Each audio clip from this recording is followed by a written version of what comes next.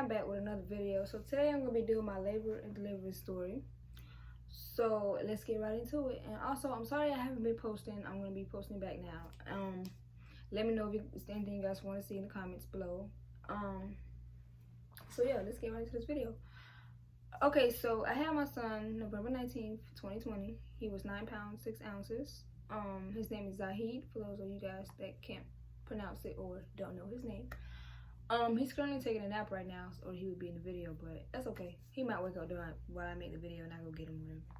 But yeah, let's get right into the video. I went into labor November 18th in the morning around 8 a.m. and stuff like that. So when I woke up, I was having contractions and stuff like that. I went to the bathroom and I had bloody show. Before that, like a couple days before that, like I was losing my mucus plug and stuff like that. But what is it called? But it wasn't that much, so I didn't really think. Like, I knew my baby was gonna, oh yeah, and that's another thing, his due date was gonna be November 27th, but he came early. But so when I was losing my mucus plug and stuff like that, like a couple days before that, I was like, okay, maybe I'm like, because for me, I was like, oh shit, this baby finna come. Like, I was excited, but I was nervous at the same time, but I was very excited.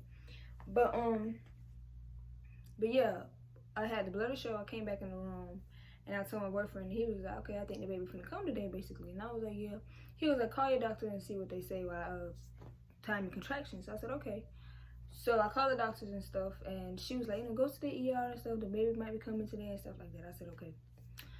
Okay, so, but before that, okay, again, a couple days before that, I also went to the emergency room because I thought I was leaking fluid, but the lady was like, no, you just 1 centimeter dilated, and they sent me back home. So I said, okay, I'm just gonna go home. Anyway, so I went home, and fast forward back to the story where I was. They rushed me to the hospital, and they put me in this little small room, and in the small room, not the doctor, I keep saying doctor, I don't know why I keep saying doctor, but anyways, the nurses, they they put the monitors on me and stuff like that to monitor the baby's heartbeat. And they kept asking me questions like, did I want to do the epidural, did I want to do natural? I went with the epidural, of course, because the contractions, oh hell no, baby, no, but I would do it all over again. But yeah, after that, they were like, they let me sit in a little small room for like an hour or two, and then they transferred me to labor and delivery. And when they transferred me to labor and delivery, they was like, they hooked me back up to the monitors and stuff like that. And they was telling me, they was like, this is where you're gonna have the baby and all that stuff. So they told me like my boyfriend could come, because the first time he couldn't come with me because due to COVID and stuff like that. So they said that he can come over now. So I had called him. I was like, babe, they said you can come over here now. So he packed everything up and brought his TV and PlayStation 2. Yes, he brought his TV and PlayStation 2. So when he got there, they was telling me like how they gonna do the epidural and stuff like that. So I said, okay. So the lady, they were asking me, I couldn't eat nothing. All you can eat is ice chips, and that's just ice. Anyways, so I was hungry, but I wasn't hungry.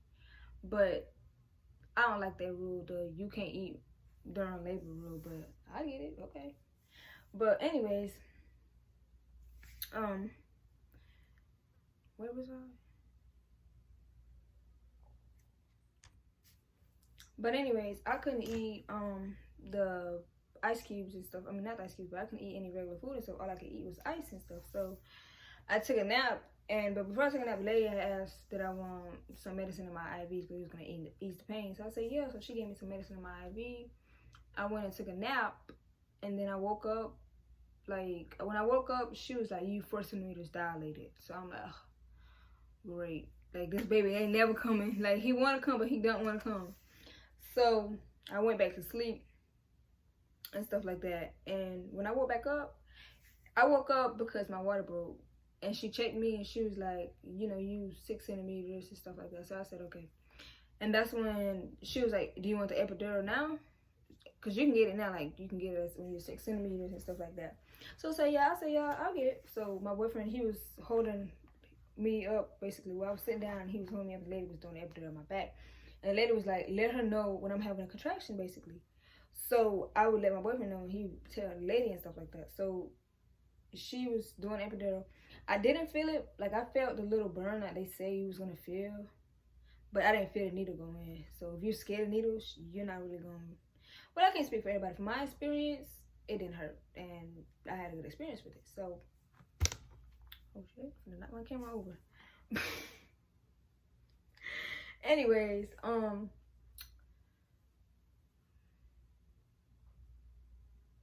yeah, after I got the epidural, they were telling me, they was like, don't click the button too many times because it's gonna run out, and then you have to wait 20 minutes for it to come back on. So I'm like, okay. So I was clicking the button, but I clicked the button literally like 3 times, and after that, like, it stopped working.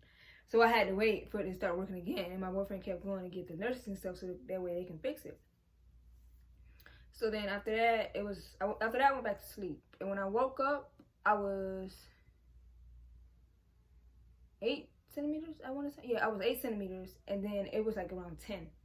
So I got back up, and me and my boyfriend was talking and stuff like that, and that's when I went back to sleep. So most of the time during the labor, I would sleep, but if it was the sleep was so good, y'all. It was good. But when I woke back up after I went to sleep, when I was at 8 centimeters, I woke up and my stomach was hurting, and I felt like, I had to poop and stuff like that. And I was telling my boyfriend, I was like, babe, I feel like I gotta poop. So he went out there and he got the nurse and stuff. He was like, hold on, don't push. And I'm like, I feel like I have to push. Like, it was so much pressure. So the nurse came in and she was like, no, don't push. That's just the baby's head. The baby's coming down more, And she was like, I'll be back to check you and stuff like that. And when she checked me, when she came back to check me and stuff like that, I was 9 centimeters dilated. So she was like, we're almost there. So they're telling me to sit up. And I'm like, sit up? Like, I feel like I have to poop, and when I sit up, it doesn't help. It gives me the urge to keep pushing and stuff like that. So she was like, no, it's okay, just don't push. And she left the room. She came right back. So, and she checked me again, and I was at 10 centimeters. I was like, that was fast. And she was like, yes, it was. So that's when everybody came in there, the nurses and the doctor, and they was telling me to push and stuff like that. Like, I'm gonna put a clip right here so y'all can see it. So yeah, that was me in the hospital. They was telling me to push and stuff like that, and I was just pushing. But it didn't take me that long to push. It was just like, I would say 5 minutes max. Like, his head came out, and then I was pushing the rest of his body out, and it just, came out. Anyways, let me not make it too graphic for y'all. But after that, after I had him, they put him on my chest and stuff like that. Then they took him to go clean him up and stuff like that. And then they gave him back. I went to sleep. When I had him, y'all, let me tell y'all, I went to sleep after that. And he went to sleep too. So my boyfriend was the only one that was up. And he was, up checking on us and shit like that with the nurses. But y'all, when I was pushing, my boyfriend was over there in the corner, and he was like, what the fuck? Like, he didn't freak out or nothing, but he did really good. He did better than I thought he was gonna do, but he did really good. But what is it called? Oh yeah, after we went to sleep in the labor delivery room, the nurse gonna come up to me, gonna tap me, talking about, you ready to go to postpartum? So for me, I'm like, it's not the same room.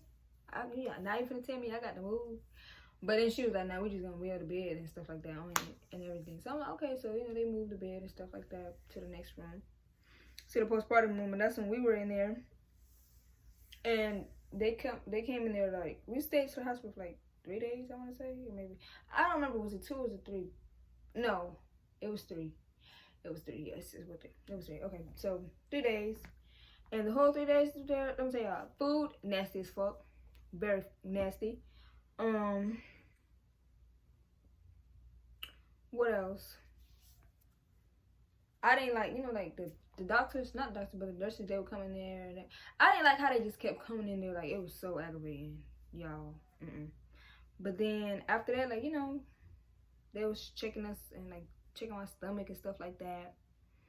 But yeah, if there's anything else, well, that's the rest of my story. If there's anything else you guys would like to see, let me know in the comments below.